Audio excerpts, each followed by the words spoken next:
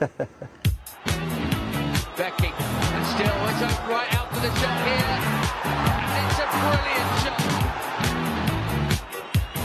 Lays that up, it's taken on by Foden, the angle is narrow, City are back on top. Sends that one into Gabriel Jesus, who strikes on the turn, it's found its way in. Oh, Boateng's missed it. Milner goes for goal, finds it. Can you believe this?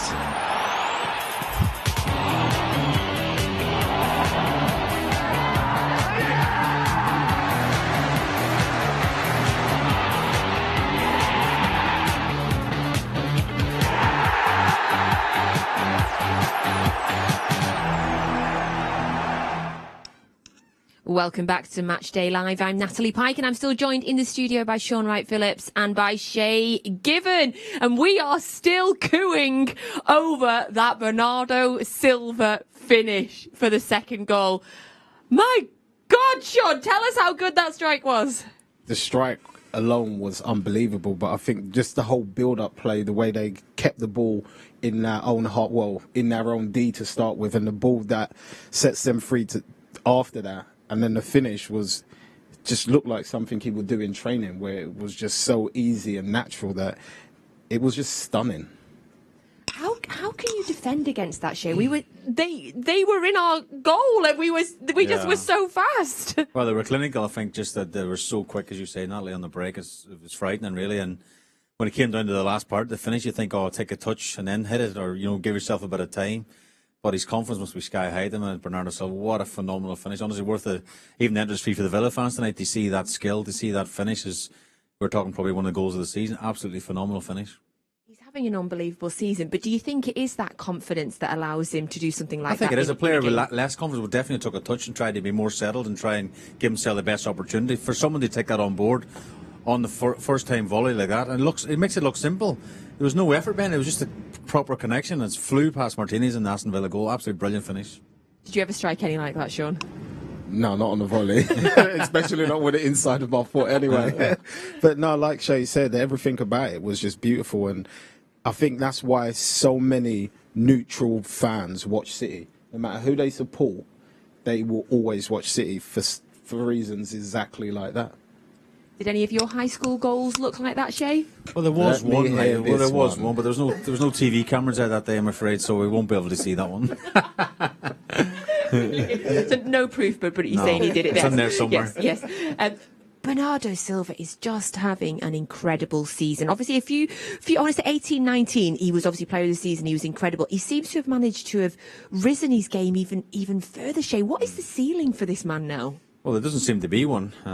We spoke sort of off air before about the Ballon d'Or and stuff, and people like Bernardo Silva should be in the conversation. He's just having such a rich vein of form, and I think Shaun, you mentioned, I think it may have been off air, but he's very similar to David Silva, obviously, who's here for a long time. He's nearly a clone of David. He's just so natural on the ball, and he's just a brilliant player. And then even the players always look to find him with the ball and stuff. He's just so natural, just great on the eye, really. And we just love him. We feel like he just gets us. He's just he's one of us. And did you know, I always like to tell people, did you know he called his dog John after John Stones? Did he really? Right? Love him. Right. We're going to go back to the... John. Come here, John. Stones would have been better, wouldn't it? Yeah. Right, going back to the start of the first half, we came properly out of the traps. The pressure was on from the first second, wasn't it, Shaun? Yeah, I think the way Aston Villa started was to obviously hit City on the counter-attack, but with a team like City, you also don't want to give them too much of the possession of the ball, because they will tire you out. So when you do go on your counter-attack, you're not entering that with full freshness. And City have just dominated, created half chances, full chances, and it just wasn't going their way until obviously Diaz, for some reason, he's on the edge of the box on an attacking play where the ball comes back to him and he hits a great shot. A few situations where me and Shay spoke and we thought Taggart could have possibly head it. Shay's comment was he was like a turtle. His head went back in the shell, basically. So, but it's fantastic. I enjoying this game so much. Yes, the opening goal, as Shaun said, came from Ruben Diaz. We were celebrating it, and then Shaun said, "What's he even doing there?" Yeah. What was he doing there, Shay? Like, so for anybody, if you've not seen it, you'll have Shaun heard was it. right, because we sort of looked at the replays and that, and we thought the reason he's there is because Villa had no one really on an out-and-out number 9 striker. They're all back in a low block because they can't get the ball off Man City, so they get deeper and deeper and deeper. And Diaz must have had a look around. There's nobody behind me. I might as well take a step into midfield, and he's the one arrived on the edge of the box and it looked like he's scoring goals for fun. It's a great strike, really. I know Tiger could have done better, perhaps, and might have took a little bit of nick in the way through, but it's a fantastic finish in the bottom corner. And it's all to do with the pressure that we were putting on them. Like Shay said there, they were having to defend it so that it was giving Diaz the space to move up. And yeah, and for me, that's a point where Stevie's got to say to his team at some point, you have to be a bit braver, because you can't give that much space to a team like City, because like Phil said in his film before, that they have scorers from pretty much everywhere on the pitch. They have quality everywhere. So if you give that sort of quality that much space, they will hurt you. now Villa have been forced to make a change. Leon Bailey came off. I know you were particularly upset about that, Shaun, as he's in your fantasy team. Ashley Young came on. I have to admit, I always forget that. I think Ashley Young, God, how's he seems like he's been around forever, and he's still playing. How will that have affected Villa's game plan in the first half? Yeah, I think Shaun's made a good point. Steven Gerrard will have to try and change things. Obviously 2-0 now at half-time. They have to be a little bit more offensive, a little bit more on the front foot, but you know, that plays into City's hands again. It's just getting that balance. If they come out more, then City will like the second goal, hit them on the break, but I'm sure Steven Gerrard will be disappointed in the nature of the goals. I mean, when the centre half pops up with the first goal, it's just like someone should have been somewhere near one of the midfielders or an attacking player or whatever. And just the speed of the second goal we spoke about already is just phenomenal. But Steven Gerrard, we know the kind of character is. He'll not be going in there, let's keep it at 2-0. He'll want some sort of reaction second half. So City have got to be careful. Obviously, just play really the same game again. I mean, looking at the bench, you're probably looking at Grealish and Foden. I think, Pep, if they can get another one, maybe go 3 up, they might try and make a few changes, because we said at the start of the game, there's a lot of games coming up now in December as well. It's a busy period, so if they can get another goal, perhaps it might be an opportunity to get some of the young lads on, and possibly Foden and Jack on as well. Yeah, do you think that's going to be needed, Shaun? Because it does feel like that first half has been a really energetic, working hard first half for City. So are you expecting any changes in the second half? I think as the second half goes on, and Pep sees them more and more comfortable, I think he'll make changes. Me and Shay even spoke about it before, and we said if he should leave Grealish and Foden, let them get that extra rest, because like we all know, the games are coming up thick and fast, and maybe give the young kids a run out, which they will be excited for, and gives them a chance as well. So we'll see how it goes, because we know we're all expecting a reaction from Stevie G's guys. So I think as long as we withstand that, City will be just fine. I think the next goal is crucial, Natalie. If Man City get it, it's good night Vienna. Basically, the game's over for me. But if Villa get it, then you imagine Villa Park will take off again, and then it's not such an easy evening. But they look totally in control, for being honest. I don't think Ederson's made a save in the first half. So I think if they can keep possession of the ball, I think then it's going to be much more the same second half. I imagine Steven Gerrard as a person is not the sort of person that's just at half-time is going to have given up on this game. He's still going to believe that they can get something out of it, despite how well we've played in the first half there. Well, yeah, the character of Stevie G when he played, we've seen him bring his team back in situations where we thought the game was over and they end up winning it. So I can imagine that passion, he's still got that, and he's trying to trade that fire in his belly and give it to the team he's got. So yeah, I doubt they will ever roll over.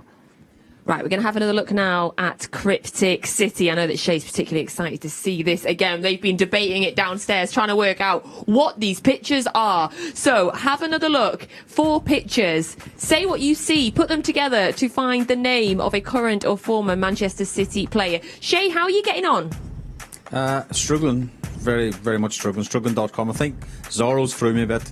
Then I think Darryl says off market Dave or something is because he's been called Dave in the Only Fools and Horses, so Dave's a bit of a clue for people listening, obviously. Oh, hold on, how did you get to that? No, because Darryl mentioned something about what's he called in the show, and I said Dave. So Trigger calls Rodney Dave. Yeah, so that's a clue for people, I think.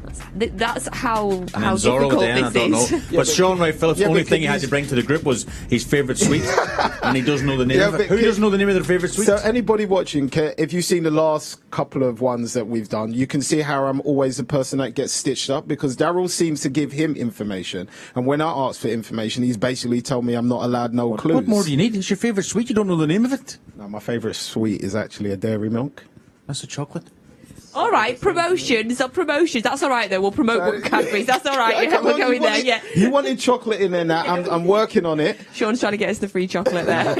And we should say as well, if everyone's like, who's Daryl? Daryl is our producer that comes up with Cryptic City. So tweet us in. It's hashtag Man City. Let us know who you think it is. At full time, we will let you know what the answer is. So you have to join us again at full time just to find out how the heck Daryl has got any name out of those pictures. Right. It's going to be a second half very, very shortly. So just some final thoughts, Shay, on what you're expecting in the second half. Well, I think it'll be interesting to see what Villa do second half. I don't think Man City will change anything, really. They're very much in control first half. But as Shaun mentioned, Steven Gerrard will have to change something at half-time, be a little bit more in the front foot, give Man City defence something to think about.